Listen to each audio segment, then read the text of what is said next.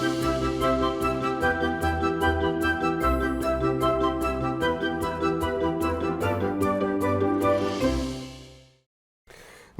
आभार, अभिनंदन, स्वागत आप सभी का। हेलो मनी 9, मेरा सवाल है मैं हूं विपुल सिंह। बाजार की बात करें तो आज अच्छा खासा उतार चढ़ाव का माहौल देखने को मिल रहा है। 24,941 का लो देखने को मिला, 25,072 का हाई देखने को मिला और इन सब के बीच में इस समय बाजार ट्रेड करता हुआ, हालांकि 25,000 के इर्द गिर्द ही पूरा मामला सिमटता दिखाई दे रहा है। अभी का जो स्तर है वो 25,001 के आसपास का है निफ्टी का। और अगर देखें तो एडवांस डिक्लाइन रेशियो की बात करें कि इस समय क्या स्थिति देखने को मिल रही है, तो अभी भी जो गिरफ्त है वो बुल्स की मजबूत है, क्योंकि मिड कैप इंडेक्स ने आज रिकॉर्ड हाई बनाया है। 1,598 शेयर ऐसे हैं जो कि बढ़त के साथ कामकाज कर रहे हैं और 984 शेयरों में गिरावट देखने को मिल रही है। 123 शेयर ऐसे हैं जिन्होंने 52 हफ्तों का नया उच्चतम स्तर आज बनाया है। आज की रैली को लीड कौन से शेयर कर रहे हैं? रह करके थोड़ी बहुत रिकवरी बैंकों में देखने को मिल रही है, लेकिन फिलहाल मिड कैप बैंकों में पीएसयू खासतौर से अभी भी सुस्ती बनी हुई है। क्या रणनीति होनी चाहिए, इसी पर करेंगे चर्चा। और हमारी खास पेशकश खबरों वाले शेयर बजिंग स्टॉक्स भी होगा। साथ ही साथ आईपीओ सेगमेंट में नए नए रिकॉर्ड बन रहे हैं। क्या कुछ वो रिकॉर्ड है और आपने अगर पैसे लगा दिए हैं तो कितना मिलेगा लिस्टिंग गेट, देखने के लिए 2 बजे तक का इंतजार कीजिए, क्योंकि वाह क्या आईपीओ है सेगमेंट में रहने वाला है बहुत कुछ खास। और आखिरी में चुन के का सेगमेंट तो होगा ही, और इन सब के बीच में आपके बहुत सारे सवाल और हमारे एक्सपर्ट के जवाब। लेकिन सबसे पहले रूबरू कराएंगे आज के खास मेहमान संतोष सिंह जी को। संतोष जी, बहुत बहुत स्वागत आपका आज की इस चर्चा में जुड़ने के लिए। सबसे पहले तो बाजार पर ही आपकी राय जानना चाहेंगे। 25,000 के इर्द गिर्द इस समय निफ्टी घूम रहा है। देखना ये होगा क्लोजिंग तक कहाँ बाजार की दिशा रहती है, क्योंकि आखिरी के 1 घंटे में बाजार की दिशा काफ़ी हद तक बदलती हुई दिखाई देती है। आप कैसे देख रहे हैं इस तरह के बाजार को, जो कि एक दायरे का है, उतार चढ़ाव भरा वाला है, बाजार थोड़ा बहुत चल भी रहा है तो पोर्टफोलियो नहीं हिल रहा है? डेफिनेटली मुझे लगता है कि देखिए, मार्केट को अगर आप देखें तो इस कह लें कि नतीजों के बाद जो है मार्केट में जो है रैली काफ़ी सिमट गई है, और कुछ जगह पे है रैली, पूरे चारों तरफ नहीं है रैली। कभी कभी मार्केट डेप्थ बढ़ जाती है, या फिर आप देखें कि most of the times market depth favourable नहीं होती है। और स्टॉक्स की बात कर लें तो ऊपर के जो है लेवल से काफ़ी स्टॉक्स जो है निचले अच्छे करेक्शंस ऑलरेडी हो चुका है। जहाँ तक निफ्टी की बात है, मुझे लगता है कि देखिए अभी तक तो अप ट्रेंड में है निफ्टी। रिजिलियंस शो कर रहा है, क्योंकि सेक्टर चर्निंग्स के लिहाज से दिख रहा है कि थोड़े से चर्निंग हो रहे हैं। लेकिन मुझे जो काफ़ी इंपॉर्टेंट लेवल होगा वो 25,100 के ऊपर जाकर अगर निफ्टी बंद होता है तो ज़रूर इसमें जो है शॉर्ट टर्म ट्रेंड फिर से अप ट्रेंड में आ सकता है।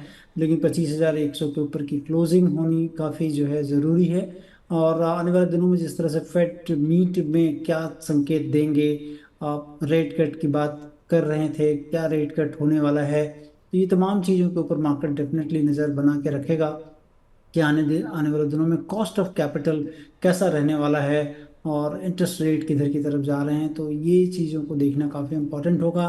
अब जो है धीरे धीरे अब हम फेस्टिवल सीजन की तरफ जा रहे हैं, तो वहाँ से भी बहुत सारी रिपोर्ट्स मार्केट में किस तरह से लोग खरीदारी कर रहे हैं, इन तमाम चीज़ों पर भी नज़र होगी। लेकिन एमिड दिस वोलेटिलिटी काफ़ी ज़्यादा है और थोड़ी शंकाएं मन में काफ़ी है, इसलिए हम देख रहे हैं कि नर्वसनेस डेफिनेटली मार्केट में है। तो कॉशन एडवाइस की जा रही है यहाँ पे। क्वेश्चन एडवाइस की जा रही है, यानी कि थोड़ा सतर्क होकर के ही बाजार में कामकाज करिए। अब बड़ा सवाल ये, जिन लोगों ने पैसे लगा दिए हैं और उनके पोर्टफोलियो नीचे चल रहे हैं, जो लोग परेशान हैं, उन्हें क्या करना चाहिए? ऐसे ही तमाम दर्शकों के प्रश्नों के उत्तर देते हैं और बहुत सारी बड़ी संख्या में हमारे साथ जो है हमारे बहुत सारे दर्शक भी जुड़ चुके हैं और सवालों की झड़ी भी लगी हुई है। सबसे पहला सवाल शुरुआत करेंगे अनुराग पी वालिया जी के प्रश्न के साथ, और कह रहे हैं विपुल जी और संतोष जी को राधे राधे। आपको भी राधे राधे। अनुराग जी कह रहे हैं टाटा मोटर्स के 34 शेयर हैं 1,084 के भाव पर, क्या करूं, मार्गदर्शन करें। क्या लंबे समय के लिए रखना चाहिए या अभी निकल जाऊं? टाटा मोटर्स सर जो है लगातार दबाव दिखा रहा है और ग्लोबल ब्रोकरेज हाउस जो है यूबीएस की तरफ से यहाँ पर सेल कॉल इनिशिएट की गई है और यहाँ पर जो लक्ष्य दिया गया है वो 825 रुपये का है। इसके अलावा यहाँ पर जगुआर की सेल्स को लेकर के लगातार जो है चिंताएं जताई जा रही हैं। बहुत सारे कंसर्न जो है यूबीएस की तरफ से यहाँ पर जताए गए हैं। इसके अलावा जो है आज की अगर हम बात करें तो ईवी की जो खबर आई उसका भी बहुत ज़्यादा फ़ायदा शेयर में देखने को नहीं मिला और आज भी सुस्ती जो है वो शेयर के अंदर बरकरार है। करीब 0.25% के आसपास की गिरावट देखने को मिल रही है। पिछले 5 दिन के अंदर 10% के आसपास करेक्शन आ चुका है। 1034 की इनकी खरीद है, 968 का भाव। आपकी सलाह क्या रहेगी यहाँ पर? और यहाँ देखिए ज़रा, टू व्हीलर्स, थ्री व्हीलर्स को लेकर के और ई बसेस को लेकर के 3,669 करोड़ की सब्सिडी जो है वो अलॉट की गई है। इसका फ़ायदा किसको होगा? वो Bajaj auto, TVS, hero, Atul auto, ward wizard, Ashok Leyland और टाटा मोटर्स इसमें शामिल है। लेकिन उसके बावजूद जो है टाटा मोटर्स सुस्त चल रहा है। ई बसेस परचेज का फ़ायदा किसको होगा? टाटा मोटर्स को होगा, अशोक लेलैंड और इलेक्ट्रा ग्रीन को होगा। 4,391 की सब्सिडी यहाँ अलॉट की गई है। ईवी चार्जर्स के लिए 2,000 करोड़ रुपए अलॉट किए गए हैं। टाटा पावर, ईबीबी और अमर राजा को इसका फ़ायदा हो सकता है। और हाइब्रिड एम्बुलेंस 500 करोड़ का अलॉटमेंट यहाँ पर हुआ है। इसका फ़ायदा टाटा मोटर्स, फोर्स मोटर्स और एम को मिल सकता है। तो ये स्थिति है। टाटा मोटर्स का नाम हर जगह है, लेकिन सुस्ती शेयर के अंदर है। 5 दिन के अंदर 10% के आसपास का करेक्शन आ चुका है। सर, क्या सलाह रहेगी आपकी टाटा मोटर्स पे? अब 800 का टारगेट जो है वो देखने को मिल रहा है यहाँ पर यूबीएस की तरफ से। आपकी राय क्या रहेगी? तो देखिए, ये स्पेस जो है मुझे लगता है कि काफ़ी हैपनिंग स्पेस है। तो इस स्पेस को ध्यान रखना चाहिए एकदम, क्योंकि यहाँ पर ग्रोथ काफ़ी ज़्यादा पैक्ड है। दूसरी चीज़, हम बराबर इस बात को की कवायद करते रहे हैं कि आपको कभी भी कोई भी चीज़ दौड़ कर कूद कर नहीं लेनी चाहिए। और अगर आप पूरे एक साल में देखेंगे विपुल जी, तो इनके रिटर्न जो है ऑलमोस्ट डबल हो चुका था। क्योंकि निचले स्तरों पे 600 एक साल पहले, और ऊपरी स्तरों पर अगर आप देखें तो जहाँ तक मुझे लग रहा है कि 1160-70 के भाव थे। तो ऑलमोस्ट डबल था शेयर। और उसके बीच अगर आप लेते हैं तो हो सकता है कि इस तरह की न्यूज़ या कोई ब्रोकरेज डाउनग्रेड आ सकता है, दैट टू। और बड़ी जो है ब्रोकरेज की तरफ से थोड़ा डाउनग्रेड आया है। लेकिन अपॉर्चुनिटी बहुत ज़्यादा डाउनसाइड उनके रिपोर्ट में भी देखें तो उतनी ज़्यादा नहीं है। लेकिन अपॉर्चुनिटी साइज ज़्यादा है। तो मुझे लगता है कि अगर जिस दर्शक ने लिया है, थोड़ा कंसीडर करें कि ये जो है यहाँ से भी अगर थोड़ा गिरता है तो वहाँ पर इसको एवरेज आउट कर लें। क्योंकि मुझे लगता है कि आने वाले टाइम पे जिस तरह से टाटा मोटर्स की गाड़ियों में अगर आप देखें, अ, सड़कों पर दिखने लगी हैं, नंबर्स काफ़ी अच्छे रहे हैं।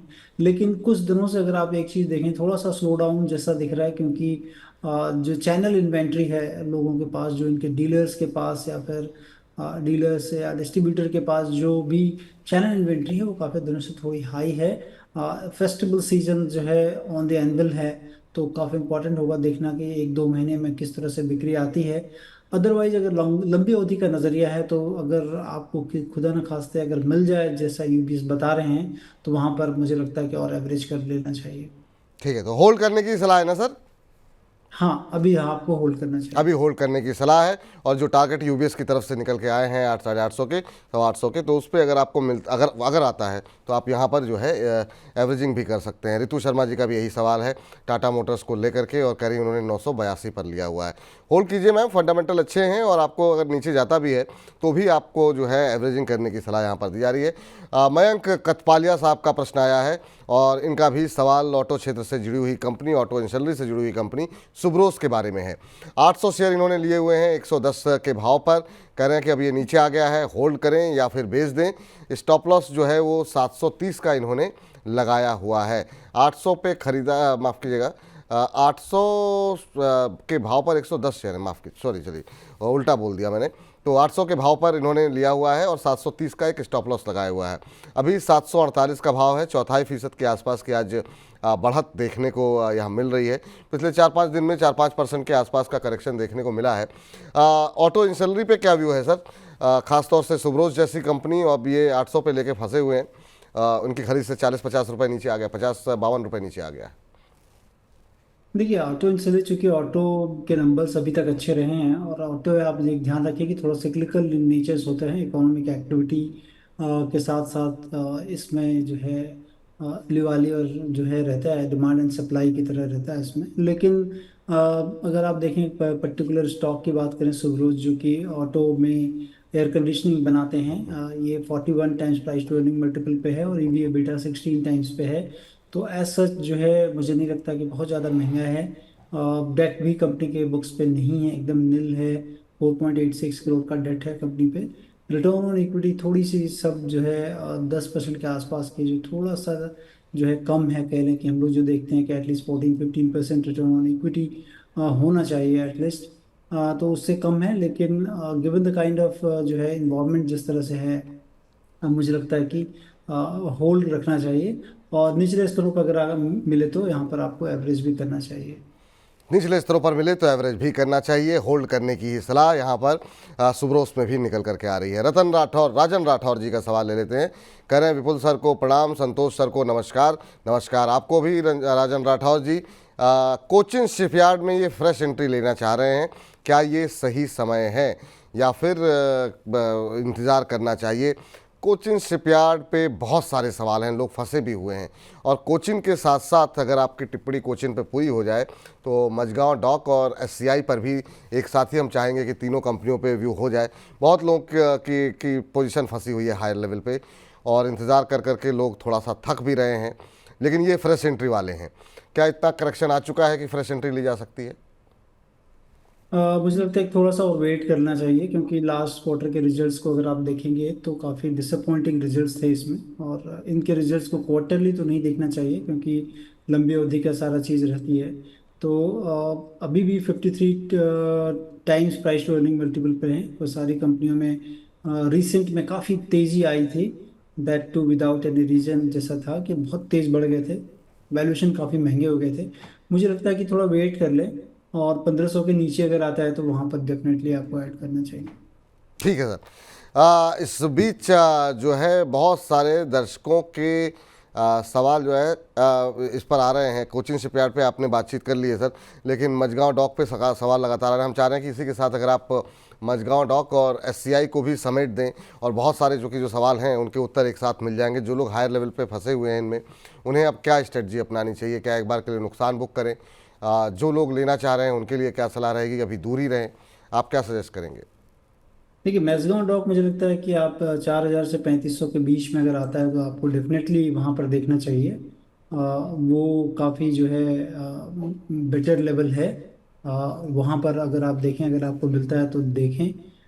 अदरवाइज जो है, जहाँ तक एससीआई की बात है, शिपिंग कॉरपोरेशन ऑफ इंडिया, वो रिलेटिवली जो है रिजनेबल वैल्यूएशंस पर है। लेकिन अगर शिपिंग में जाना है तो मुझे लगता है कि जी शिपिंग ज़्यादा बेटर होगा, और वहाँ पर ज़रूर opportunity not at these level but corrections में देखने चाहिए। चलिए, तो ये राय यहाँ पर निकल करके आती हुई ये तमाम कंपनियों के ऊपर। और इस बीच अगले दर्शक का प्रश्न लेते हैं, और ये प्रश्न हमें भेजा गया है क्रिक पॉइंट विद जॉब के नाम से। इन्होंने अपनी आईडी बनाई हुई है, क्रिक पॉइंट विद पीबी। अच्छा सॉरी, इनका नाम हमें नहीं पता है, लेकिन कह रहे हैं कि जय श्री राम विपुल सर। जय श्री राम आपको भी सर।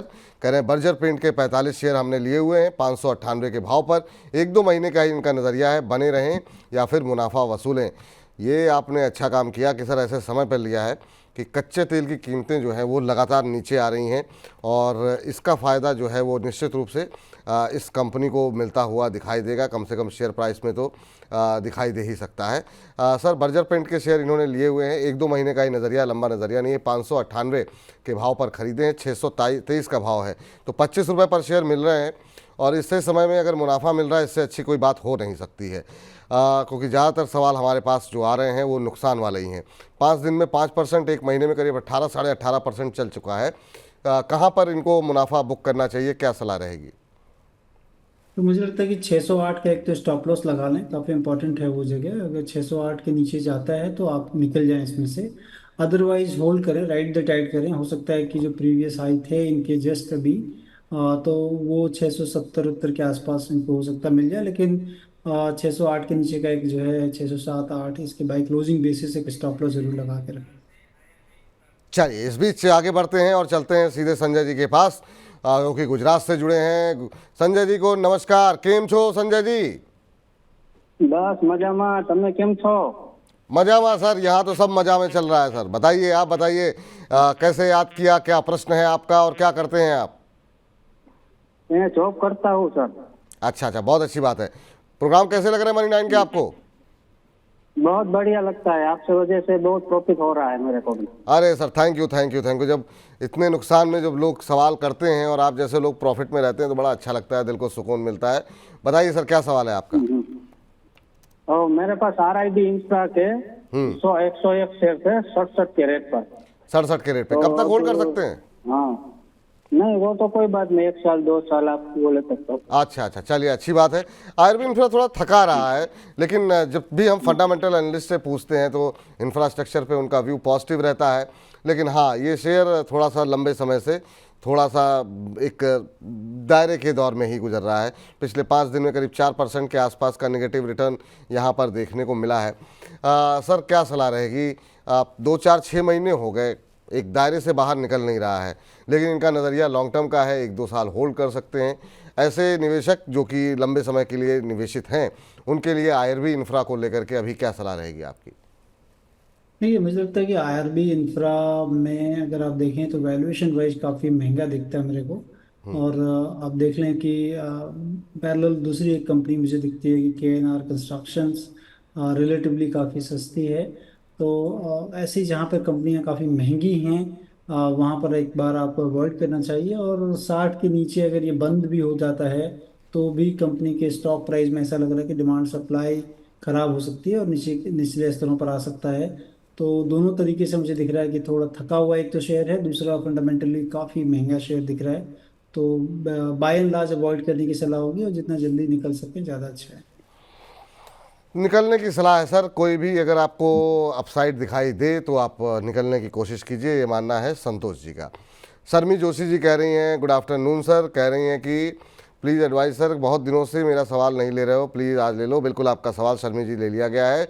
पीएफसी, आरईसी और जेडब्ल्यूएल भी है। अभी पीएफसी आरईसी पे ज़रा बातचीत कर लेते हैं, थोड़ा सा पावर पे बात कर लेते हैं। पीएफसी आरईसी में कह रही हैं कि एवरेज कब करें। अब चूंकि इसका मतलब ये है कि इन्होंने ऊपर के लेवल पे लिए हुए हैं, नुकसान में है पीएफसी और आरईसी में। आपका व्यू क्या होगा सर पावर फाइनेंस और रूरल इलेक्ट्रिक कॉरपोरेशन के ऊपर? अभी एवरेज करना चाहिए या थोड़ा वेट करना चाहिए? और पावर भी अब थोड़ा सा थका रहा है, पावर पे व्यू क्या है सर आपका? नहीं यार, देखिए मुझे लगता है कि आरएचसी और पीएफसी दोनों कंपनियों में काफ़ी बड़ा गेन ऑलरेडी आ चुका है। अगर आप एक साल का देखें तो आई थिंक 2.5 टाइम्स के करीब का गेन आ चुका ऑलरेडी। तो बेसिकली जहाँ पर गेन आ चुके हैं वहाँ पर अवॉइड करना चाहिए। अपॉर्चुनिटी डेफिनेटली है, बट लेकिन चूंकि गेन काफ़ी ज़्यादा है और एवरेज तो मैं कहने की अभी तो एकदम नहीं बोलूँगा। डीप करेक्शन जब तक नहीं होता है स्टॉक्स में, क्योंकि जिस तरह से गेन आए हुए हैं तो मुझे लगता है कि एटलीस्ट जब तक 400 रुपये नहीं आते हैं, जो कि quite far away from here, तब तक वो सपोर्ट नहीं करता है। क्योंकि प्राइस टू बुक भी अगर देखें तो काफ़ी हो चुका है, 306 रुपये की बुक वैल्यू और करंट मार्केट प्राइस 504 रुपये है। तो एटलीस्ट 400 के नीचे आता है तो थोड़ा वैल्यूएशन कंफर्ट आता है वहाँ पर। तो वहाँ पर देखना चाहिए, नॉट एट दीज लेवल। आपको एकदम यहाँ पर एकदम एवरेज आउट ना करें। तो जो लोग अब ये एवरेजिंग की बात कर रहे हैं, इसका मतलब और ऊपर ले रखे हैं, और ऊपर ले रखे हैं, तो कब तक वेट करें? क्या निकल जाए यहाँ से अगर एवरेज ना करे तो? तो देखिए, एवरेज ना करें तो डेफिनेटली अगर आप देखें कि जब भी आपको प्राइस मिलता हो, क्योंकि काफ़ी गेन दिख रहा हूँ मैं कि काफ़ी गेन ऑलरेडी आ चुका है। तो या तो यहाँ से अगर देख लें कि 500 के नीचे की क्लोजिंग आ रही है स्टॉक में, तो जो है टेक्निकली लग रहा है कि वहाँ से थोड़ी सी कमजोरी हो सकती है, क्योंकि डबल टॉप फॉर्मेशन जैसे चीज़ें दिख रही हैं। तो वो और कमजोरी क्रीपिंग करेगी, तो उसके नीचे जाए तो निकल जाए। जी, चलिए, तो ये पीएफसी आरईसी हो गया। और बाकी सर जो और ज़्यादा शेयर परेशान कर रहे हैं, उसमें इरेडा भी शामिल है, उसमें एनएचपीसी भी शामिल है। यहाँ पे क्या करें? मतलब यहाँ पे कोई गुंजाइश है, या यहाँ पर भी आपको लगता है कि अभी कोई भी बाउंस बैक मिले तो निकल जाए? एनएचपीसी तो बहुत लोगों के सवाल हो गए और चलने का नाम नहीं ले रहा है। वैल्यूएशन भी अब जो है, क्या इसकी बहुत महंगी हो गई है जिसकी वजह से नहीं चल रहा है?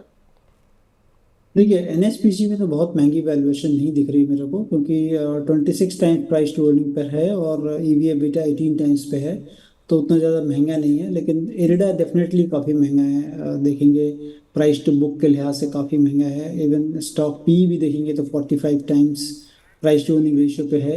ईवी एबिटा पे 21 टाइम्स है, बट प्राइस टू बुक ज़्यादा इंपॉर्टेंट है, चूँकि एक एनबीएफसी की तरह है ये कंपनी। और उसमें 32 रुपये का जो है बुक वैल्यू है और 227 रुपये के करीब के प्राइस हैं। तो काफ़ी बड़ा एक गैप है इसमें। तो जिसके कारण कि मुझे ये स्टॉक हमेशा से जो है लगता है कि काफ़ी ओवर वैल्यूड है। मार्केट एक्जूबरेंस काफ़ी है इसको लेकर, लेकिन वैल्यूएशन ज़्यादा सपोर्टिव नहीं है। तो इन दोनों स्टॉक जिसमें आपने बात की, उसमें एरिडा काफ़ी ज़्यादा महंगा है। चूंकि आप कह लें कि अपॉर्चुनिटी साइज में अगर आप देखें तो मुझे लगता है कि एनएसपीसी में भी काफ़ी ट्रैक्शन रहना चाहिए बिकॉज ऑफ दी एक्सपेंशंस। काफ़ी बड़ी कैपेसिटी बिल्टअप करने की बात है जैसा कि मैनेजमेंट बताते हैं। मुझे लगता है कि यहाँ पर एसजेवीएन जो कि 10 टाइम्स अपनी कैपेसिटी एक्सपेंशन की बात कर रहे हैं 2030 तक, और डबल तो इस साल ही बोल रहे हैं कि 2025 के अंत तक डबल हो जाएगा एसजेवीएन। तो मुझे लगता है कि opportunity size in PSU SJVN में ज़्यादा दिखता है। एसजेवीएन में ज़्यादा दिखता है। चलिए, ये हो गई पावर की बात। और अब थोड़ा सा आगे बढ़ते हैं और हमारे साथ पीके भारती जी जुड़ चुके हैं, दिल्ली से ही हैं। भारती जी को नमस्कार। सर जी नमस्कार, बिल्कुल सर को नमस्कार। नमस्कार भारती जी, कैसे हैं आप? और दिल्ली से ही आप बोल रहे हैं। बहुत बढ़िया। आज तो बारिश भी हो गई सर। बिल्कुल सर, बिल्कुल बारिश तो हो ही रही है, कल भी हुई है। कल से हो रही है, बिल्कुल सही बात है आपकी। क्या प्रश्न पूछना चाह रहे हैं आप? सर मेरा प्रश्न है बीका जी का। जी। बीका जी के 100 शेयर है मेरे पास, जो मैंने लिए थे 878 के रेट पे। 878 पे लिए हुए हैं, ठीक है। कब लिए हैं? अभी एक दो दिन पहले ही लिए हैं क्या? सर ये लगभग नहीं, एक हफ्ते से ज्यादा हो गया है। एक हफ्ते से ज़्यादा हो गया, अच्छा अच्छा। और कब तक होल्ड कर सकते हैं इसे आप? सर बहुत लंबा नजरिया तो नहीं था। बहुत लंबा नज़रिया नहीं था तो एक स्टॉप लॉस लगा के रखना चाहिए था। अभी अगर हम देखें तो कुछ दिन पहले जो है यहाँ पर एक पॉजिटिव खबर आई थी, और खबर ये आई थी कि जीएसटी से राहत मिल गई थी। ख़ास तौर से जो नमकीनों को भून करके रखा जाता है, पकाया जाता है, और जो नहीं पकाई जाती उनमें और ज़्यादा राहत मिल गई थी। उनमें जीएसटी घटा करके 5% हो गया था।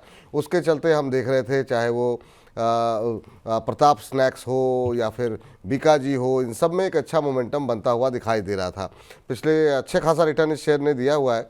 पिछले जो है अगर हम एक महीने की बात करें तो करीब 1-2% के आसपास की हालांकि रैली देखने को मिली, लेकिन पिछले 6 महीनों में 72% के आसपास की रैली आ चुकी है। सर, बीकाजी फूड मोमेंटम में है, खबरों में रहा है, अभी क्या करना चाहिए? और इनको 1-2 रुपये मिल रहे हैं, क्या सलाह रहेगी आपकी?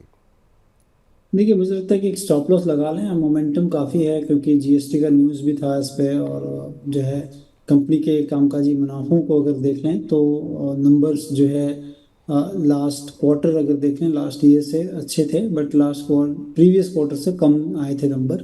बट चूंकि जिस स्पेस में है, खाने पीने की चीज़ें बनाते हैं, स्नैक्स में है, वहाँ पर काफ़ी ट्रैक्शन देखने को मिल सकता है और उनके प्रोडक्ट्स भी काफ़ी पसंद किए जाते हैं। तो मुझे लग रहा है कि, और कंपनी पे अगर डेट देखें तो काफ़ी कम है, 140 करोड़ के आसपास का एक डेट है।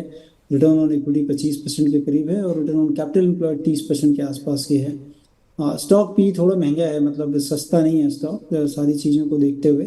तो इसलिए मैं कहूँगा कि एक स्टॉप लॉस ज़रूर लगा लें, और स्टॉप लॉस मुझे लगता है कि 855 के आसपास बाई क्लोजिंग बेसिस एक स्टॉप लॉस जरूर बना के रख लें। 855 का स्टॉप लॉस लगा करके होल्ड करने की सलाह दी गई जा रही है सर आपको। इस बीच पिंटू कुमार जी का प्रश्न ले लेते हैं। पिंटू जी कह रहे हैं, सर लगता है कि आप चुन चुन के सवाल लेते हैं।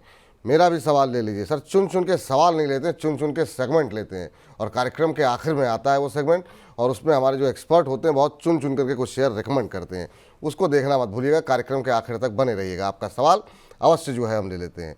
प्रिज्म जॉनसन के ऊपर इनके बारे में इनका सवाल है, कह रहे हैं कि उस शेयर के बारे में बताएं और इसका टारगेट क्या होगा शॉर्ट टर्म के लिए। प्रिज्म जॉनसन के ऊपर जो है इनका प्रश्न आया है। जब आप सवाल पूछते हैं तो अपने शेयर का भाव भी बता दीजिए कीजिए, ताकि आपको एक क्या स्टॉप लॉस टारगेट रखने थोड़ा और बेहतर आपको जानकारी मिल जाएगी। 6% टूटा हुआ है शेयर आज, और यहाँ पर कल जो है हम अच्छा मोमेंटम देख रहे थे, आज अच्छी खासी पिटाई हो गई है। 218-219 का लेवल देखने को मिल रहा है, लेकिन पिछले 5 कारोबारी सत्र में आज की गिरावट के बावजूद करीब 18-19% की रैली देख सकते हैं आप चार्ट पे। पिछले 2-3 दिन के अंदर क्या शानदार मूव देखने को मिला है। अब ये शेयर जो है अच्छी खासी तेज़ी के बाद अब मुनाफा वसूली हावी हो रही है।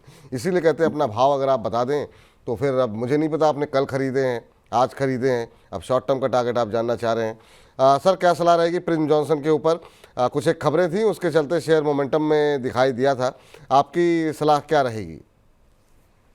हाँ, देखिए प्रिज्म जॉनसन अगर आप देख लें तो नंबर्स के लिहाज से काफ़ी वोलेटाइल्स रहे हैं नंबर इनके, क्योंकि नेट प्रॉफिट लेवल पर कंपनी लास्ट के 3 क्वार्टर में नेगेटिव रही है, मतलब लॉस रहे हैं इनको।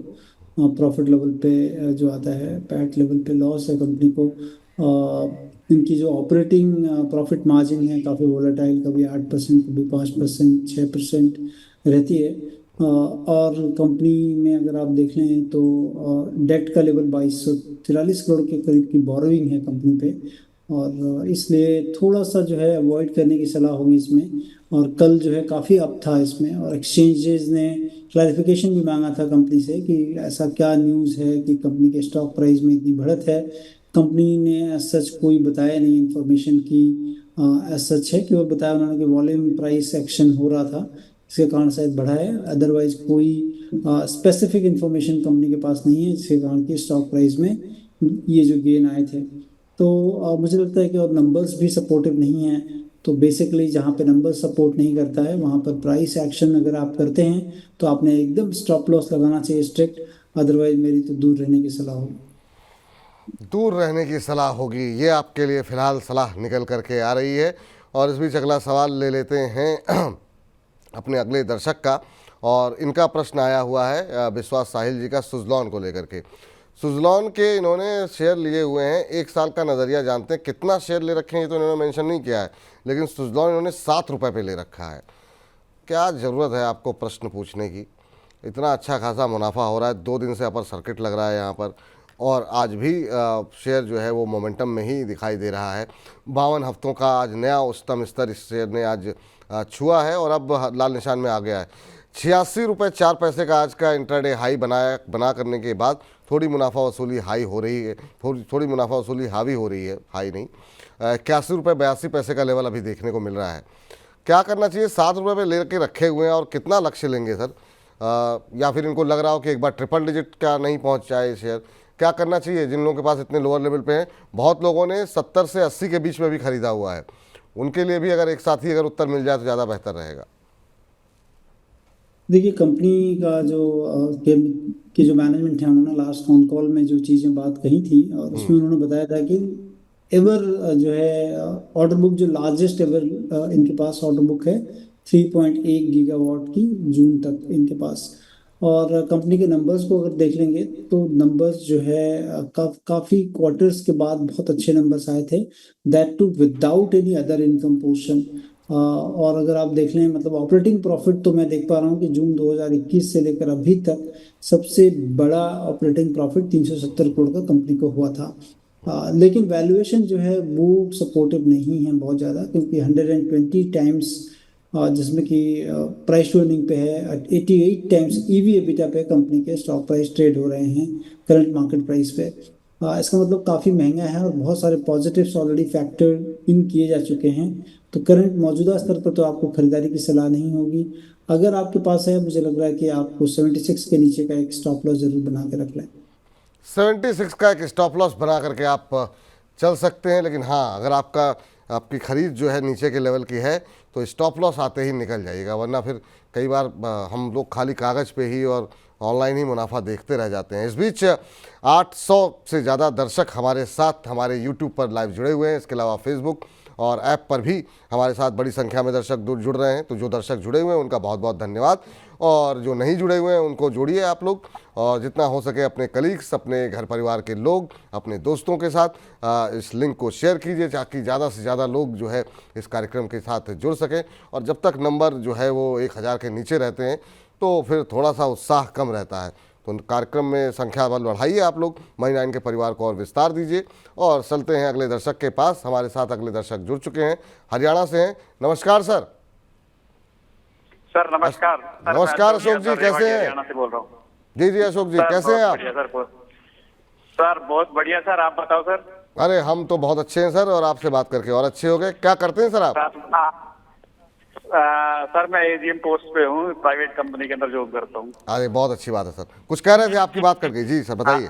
सर मैं आपके रेगुलर फॉलो कर रहा हूँ 3-4 महीने से, सर ज्यादा नहीं 3-4 महीने से आपके चैनल को लगातार फॉलो कर रहा हूँ और बहुत सारी गाइडेंस मिल रही है, बहुत अच्छा लगता है सर। थैंक यू सर, पसंद करने के लिए कार्यक्रम। उम्मीद करते हैं कि आगे भी आप कार्यक्रम के साथ बने रहेंगे, और अपने जो दोस्त यार हैं उनके साथ भी आप शेयर किया कीजिए ताकि और ज्यादा लोगों तक हम हरियाणा के अंदर पहुंच आपके साथ।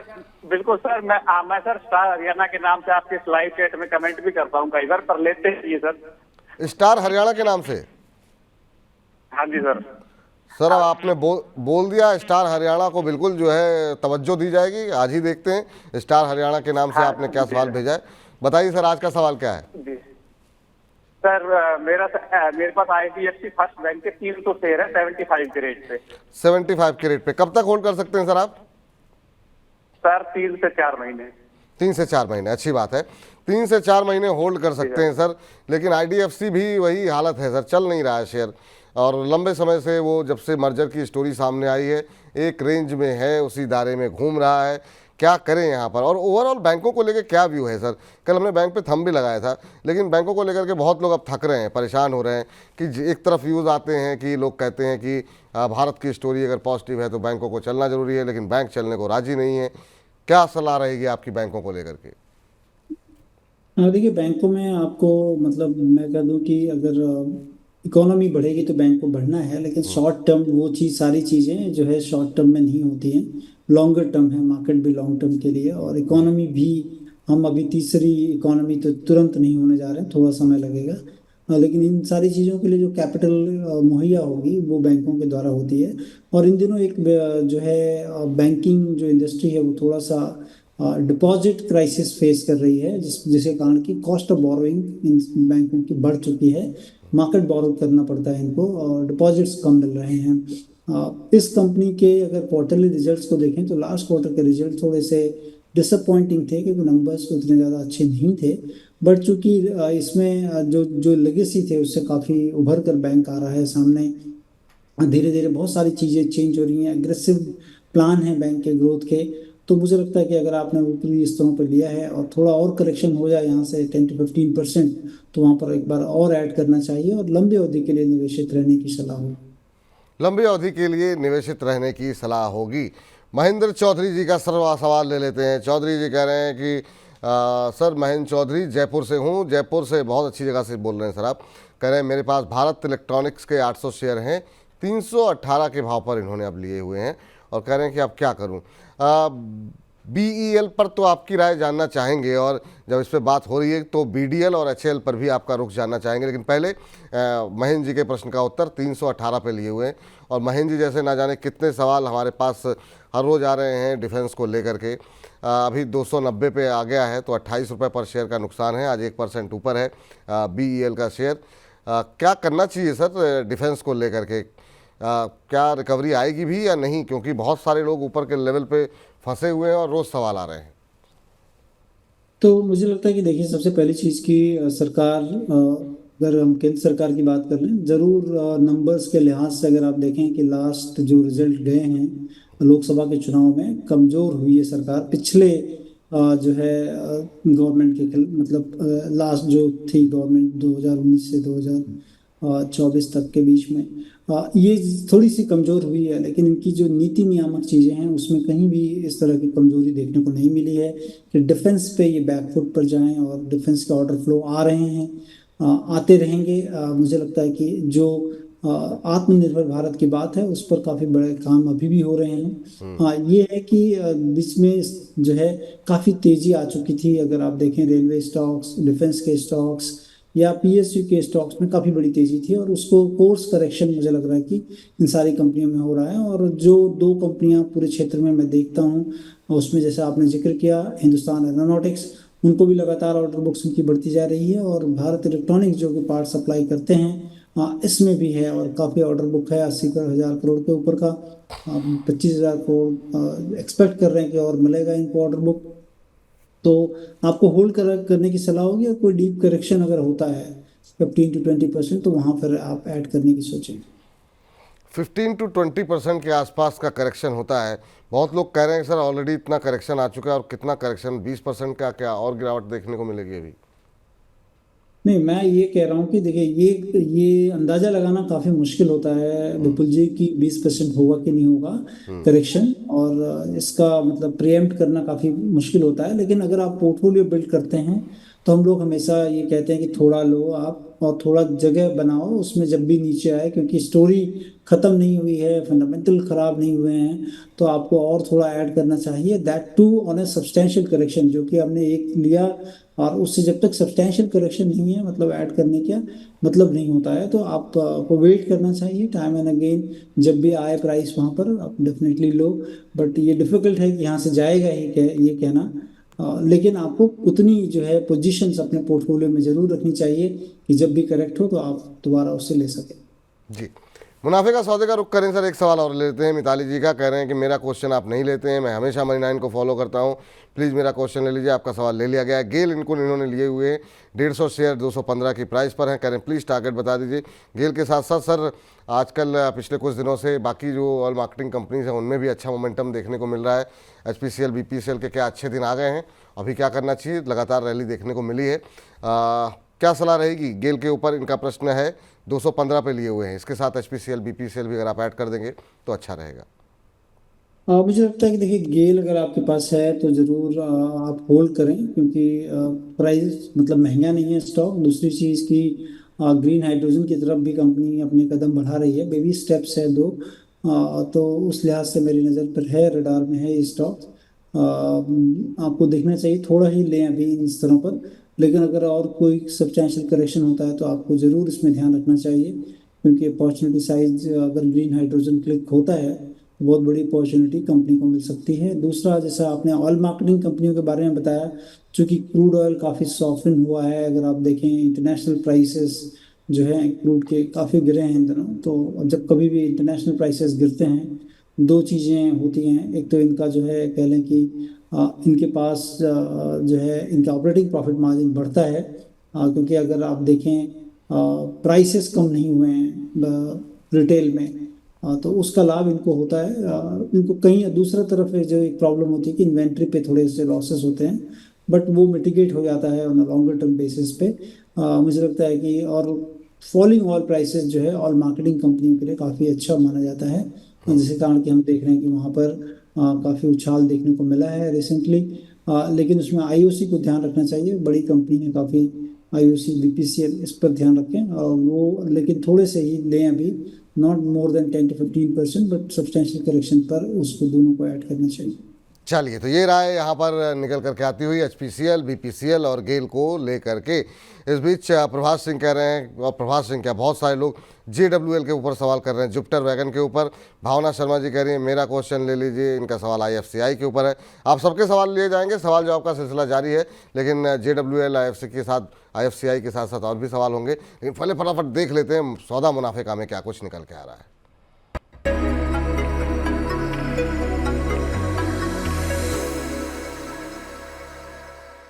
स्वागत है आपका एक बार फिर से हमारी खास पेशकश सौदा मुनाफिका में। सौदा मुनाफिका, जिसमें हर रोज हम लेकर के आते हैं HDFC स्काई की तरफ से इनिशिएट की गई एक नई कॉल, और इस कॉल को बताने के लिए हमारे साथ हर रोज जुड़ते हैं हमारे सहयोगी संदीप ग्रोवर। तो चलिए सीधे चलते हैं संदीप के पास और जानने की कोशिश करते हैं कि HDFC स्काई की तरफ से अभी कौन सी कॉल इनिशिएट की गई है।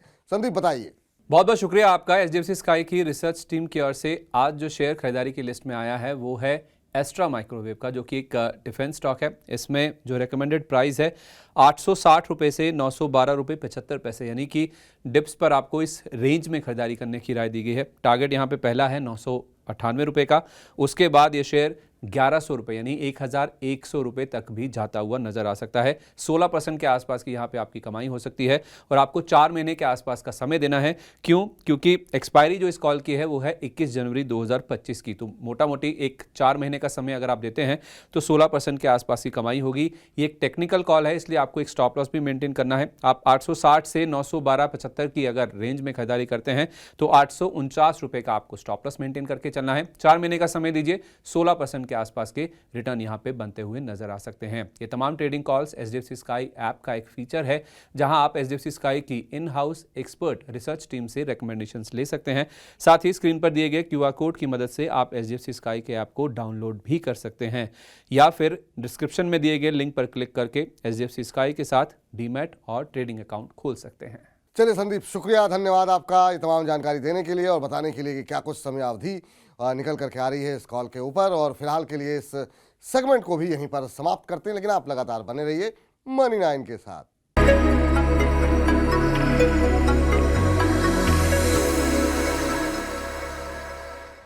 तो ये था सौदा मुनाफे का। सौदा मुनाफे का में बात की गई एस्ट्रा माइक्रोवेव के बारे में, और आपको बता दें कल यहाँ पर हमने बजिंग स्टॉक्स में इसको डिस्कस किया था। प्रीमियर एक्सप्लोजिव के साथ इन्होंने कल एमओयू साइन किया है। ये एमओयू एक्सप्लोजिव उत्पादों के साथ में उत्पादन और बिक्री करने के लिए किया गया है।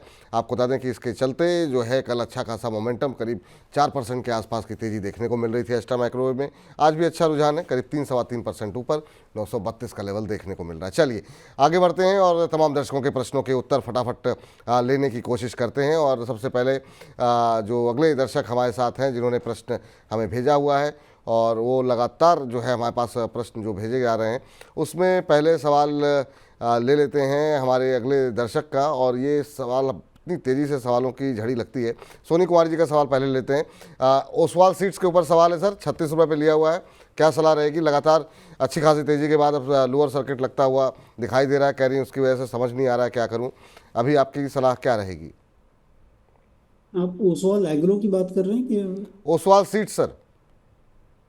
पता नहीं, मैं तो नहीं देख पा रहा हूँ ओसवाल। चलिए कोई बात नहीं, तब तक प्रभाष सिंह जी का सवाल ले लेते हैं। JWL को लेकर के जरा बातचीत कर लेते हैं। जुपिटर वैगन को लेकर के काफ़ी सारे लोग फंसे हुए हैं। 690 पे इन्होंने भी लिया हुआ है। शानदार रैली रही थी इसमें भी, और अब काफ़ी तेज़ी के साथ नीचे आया है 690। यानी कि अगर इनकी खरीद तक पहुंचना हो तो ठीक ठाक रैली जो है शेयर के अंदर आनी चाहिए। बिल्कुल पीक के आसपास लिया हुआ है। 528 का भाव, 690 की खरीद करें तो करें क्या यहाँ पर? देखिए, मुझे लगता है कि एक तो काफ़ी बड़ी रैली ऑलरेडी आ चुकी है, और अगर इनके मैंने ऑर्डर बुक को देख रहा था मैं, तो तकरीबन जो है मतलब 7,000 करोड़ के करीब का ऑर्डर बुक, और मार्केट कैप अगर आप देख लें 22,000 करोड़ के आसपास का है। 62 times price to earning per है। शेयर सब सस्ते नहीं रहे हैं, काफ़ी महंगे हो चुके हैं, और लास्ट क्वार्टर के रिजल्ट्स जो है वो डिसअपॉइंटिंग रहे हैं मोस्ट ऑफ द कंपनीज के। तो उसमें 2-3 रीजन काफ़ी दिखते हैं जो कि लास्ट क्वार्टर के डिसअपॉइंटिंग रिजल्ट के। उसमें तो आप देख लें कि एक तो हमारे पास लोकसभा इलेक्शंस थे और उसमें एक्टिविटी काफ़ी जो है ख़राब रही, और दूसरी बात है कि गर्मी का सीज़न काफ़ी था, जिसके कारण कि आपको लेबर क्राइसिस थी। जितने प्रायर लेबर जो है वो, चूँकि इतनी गर्मी थी और फैक्ट्रीज और इस जगह पे तो काफ़ी लोग अपने गांव चले गए थे। तो ये चीज़ें देखने को मिल रही हैं। तो लास्ट क्वार्टर में वो काफ़ी बड़ा मुद्दा था मुझे लग रहा है कि। तो इन तमाम चीज़ों को देखते हुए मुझे लगता है कि एक आध क्वार्टर और देखना पड़ेगा कि किस तरह से कंपनियां काम कर रही हैं। लेकिन महंगा शेयर है। हम लोगों ने काफ़ी पहले इन सब चीज़ों में कवायद की थी, लेकिन इवन जब बढ़ रहा था तब भी हमने काफ़ी जो है वार्निंग भी दी थी कि अब चूँकि वैल्यूएशन इतने महंगे हो गए हैं कि इस जगह नहीं दिखना चाहिए, और नंबर्स के साथ जो है इन सारी स्टॉक की पिटाई हुई है। अभी भी काफ़ी महंगा लग रहा है। तो मुझे लगता है कि अगर आपके पास है तो आपको अपॉर्चुन टाइम देखकर निकलने की सलाह होगी।